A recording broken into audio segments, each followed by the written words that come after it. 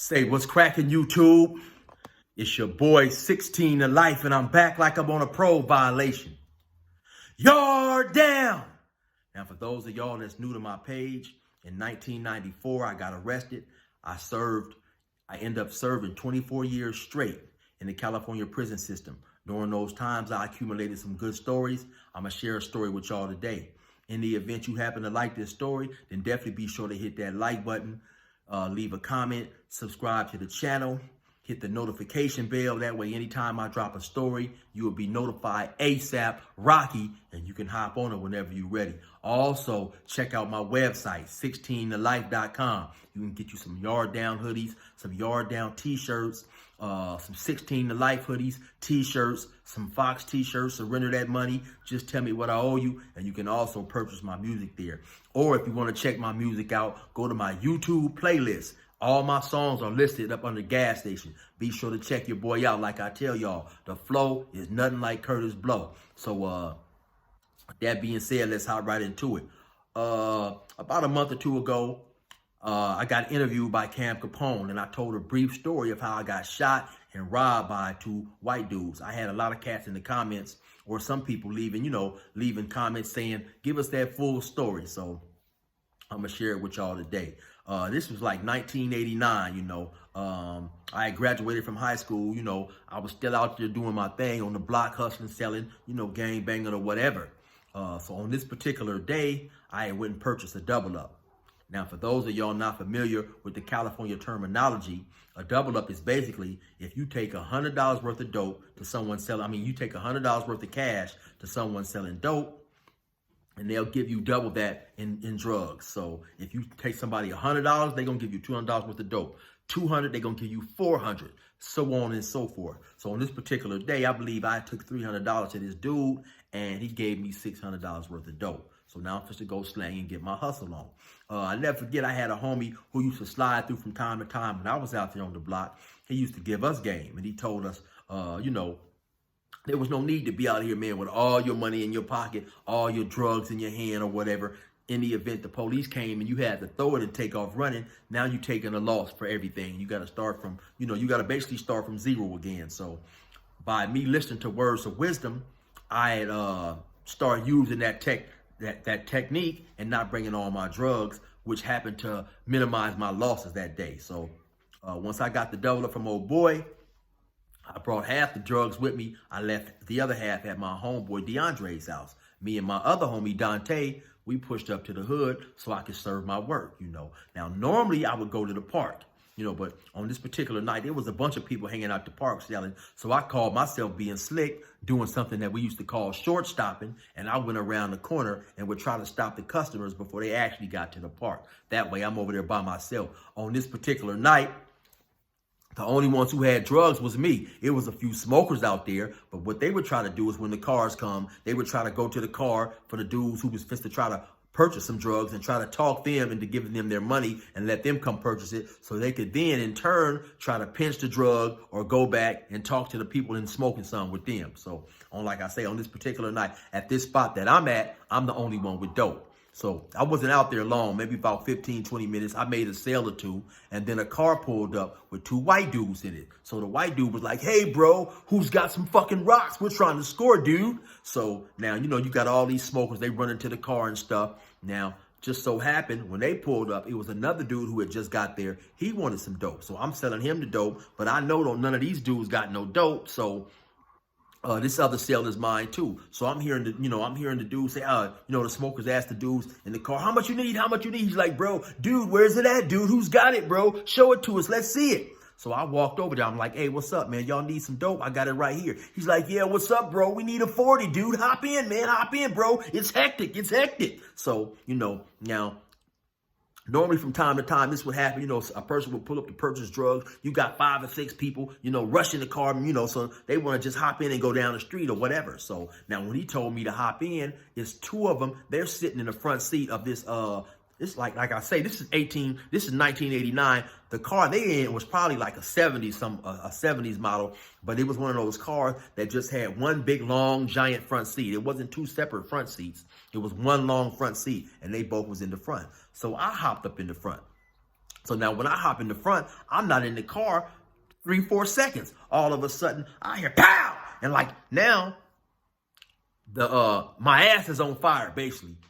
So I'm thinking like, damn, what the hell is going on? Now, in the back of my mind, I'm remembering hearing the pop, but I'm more focused on the burning pain that's in my ass. So the first thing that came to mind was maybe about 3 or 4 days later, I happened to be at the park, and this other dude, big smoker dude, he was probably about 6'2", 6'3", probably 190 pounds, and that's when he's smoking dope. When he would he'd go to county jail or prison and come back, he'd be 270, 280, big old giant dude. I got another story about him too. But anyway, he thought it would be funny to come up on me and stun me with a stun gun. At this time, I'm like 5'9", 135 pounds. So when he stunned me with the stun gun, it had me burning. So now, when I'm back to the car and I get shot, the first thing that come to mind is, damn, did these dudes got a stun gun? So I open up the door, I hop out.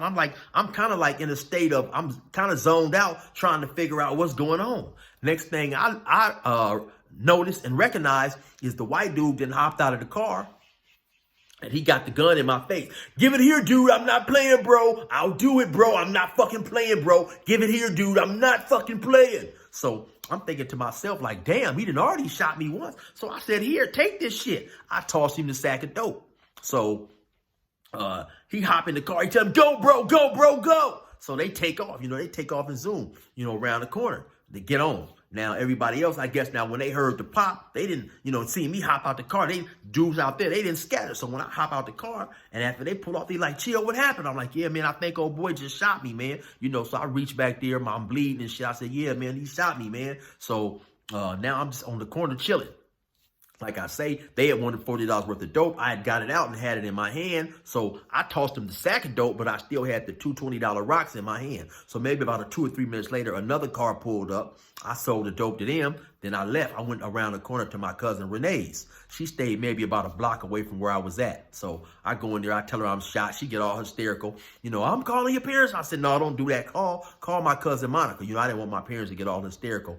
So my cousin Monica, she come to pick me up. She had a little hatchback. I get in the back, facing the window. I get in the back and just sit on my knees, and I'm leaning over the back seat because I don't want to get blood all over her car. So she take me to the hospital. Once I finally get up in there, the police is in there. The doctors, they in there laughing and joking like, oh yeah, this got to be a real pain in the ass tonight, huh, and stuff like that. So, so like I say, where I get shot at is like in the back of the ass or whatever. And so they decided that it would do more damage to have a surgery and remove the bullet. So they just left it there. It was just basically in fleshy tissue. So what I believe happened is this, when they told me to hop in, they probably anticipated me getting in the back seat. But when I jumped in the front seat, the dude had the gun laying on the seat lower than door level, so I couldn't see it. So I believe when I got in the car and I accidentally set on the gun. And so by him trying to slide the gun up under me, it accidentally went off and shot me. Then he just went ahead and proceeded with the robbery. Because like I said, I'm sitting right next to him side by side. There's 3 of us on this long seat. So had he really been trying to shoot me, he would have shot me like in the side somewhere. And so that's what I believe happened. So I go home that night from the hospital. I go home that night. The next day, I had my dad drive me to my homie DeAndre's house, who just stayed right up the street from me. I'm up there, I'm chilling, And like I told y'all earlier, luckily for me, I didn't take all my dope with me, so I still had $300 worth of dope. So later that day, one of my younger homies, Early, he come over there now. I'm only 18, so Early probably had to be 16, somewhere up in there. So I give him the dope and tell him, hey, man, sell the dope and bring me back X amount. You can keep some for yourself. I can't recall the exact number, but he said, okay. So now, unbeknownst to me at that time, Early had started messing around with drugs. He was messing with this older broad who had turned him out, and they had started smoking Primos. Now, a Primo is weed mixed with crushed up crack cocaine in it. So I never seen Early again. Maybe a few months later, he ended up getting charged with a murder and ended up getting a life sentence. Now, when I heard he was charged with murder, that shocked me. Matter of fact, that shocked everybody because Early was soft. When I say soft, I'm talking about he was softer than the voice of a 99-year-old woman on her deathbed. You know what I'm saying? So, hey, my boy Early was hella soft. So by him getting charged with a murder, it shocked us all. And so now anyway, a few weeks later, now I'm able to walk and move around a little better. So now I'm back out there in the hood, and now I'm selling dope again and this and that. But I'm really trying to find out if anybody knew who these white dudes was who came through here and shot me. So I'm asking, these smokers and this and that. So I happened to ask this older dude from Bandon by the name of Milton. And once I described the car, he knew exactly who these dudes was. So he told me, hell yeah, man, I believe they live up there behind the bowling alley. And so I said, okay. So maybe a few days later, I ended up driving up there, drove through the apartments, and sure enough, there was the car sitting right there. So I get out, I go walk over there, I look at the car, I look in, I see the long seat. I said, oh yeah, this is definitely it. You know what I'm saying? I'm supposed to get these cats. So now, around this time, it's also close to being Thanksgiving. Now, this is when my cousins from Montana, they come down for us to have Thanksgiving or whatever. And so, after we have the little Thanksgiving dinner, they say, hey, well, chill, you know what? You ain't doing nothing, man. Why don't you come back to Montana with us and hang out for a little while? I said, okay, yeah, you know what? I'm going to do that. So a few days before that, we had just went to the Delamo Mall. I bought me some nice shoes and a starter jacket and this and that. And I also had me a 25. So somebody had been on me about my shoes and my jacket. One of my homies wanted to buy it. So I sold it to him, and I also sold a gun so I could purchase me some drugs and take them back to Montana. Because my cousin was telling me that the drugs down here that we sold for $20, we could get $80 out there. So I wanted to have all the dope with me I could when I went back to Montana.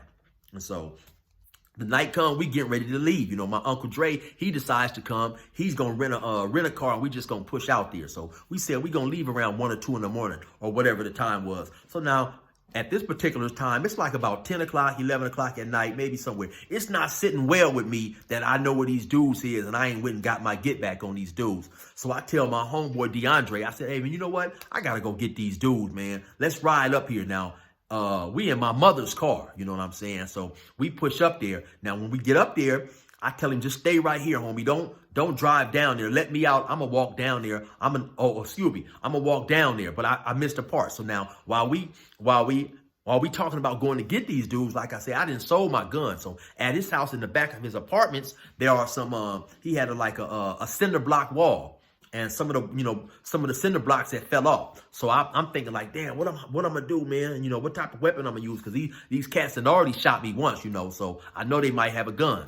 So I picked up one of them big old cinder blocks and slammed it on the ground. Blam! And when it broke up, I picked up the biggest piece that I could that would fit in my hand. And I was gonna use it to slap this dude in the head with it, right?